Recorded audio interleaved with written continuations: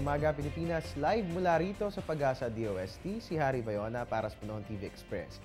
Mga kababayan, dahil Lunes ngayon, mahalagang malaman ang aasahang lagay ng weather in the next 3 days na siyang atid sa atin ng 3-day weather forecast ng Pag-asa. Unahin po natin sa Baguio, magiging maulan po dyan bukas pero gaganda ang panahon sa araw po yan ng Wednesday at sa Thursday.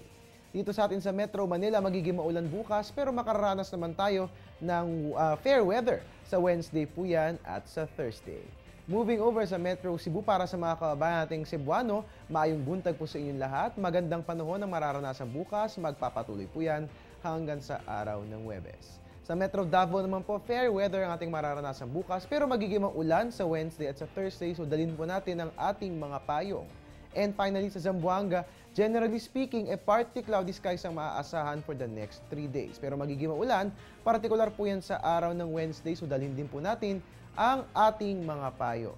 At yan nga po ang 3-day weather forecast at yan sa atin ng Pag-asa. Magbabalik ang ating ulat panahon makalipas ang isang paalala. Teng, ang package. Ma'am, sabi ng Air 21 on the road na. Ano, Teng? Ang package.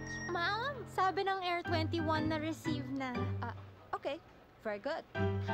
Basta padala, sagot ka ng Air 21. May real-time delivery updates via text para worry-free ka. Teng, ang package, napadala mo na? Yes, ma'am, sa Air 21. Sa Air 21, sagot ko, padala mo. At iyan po muna ang latest mula rito sa Pag-asa DOST. At your service ngayong Lunes ang inyong weatherman, Harry Bayona para sa Panahon TV Express.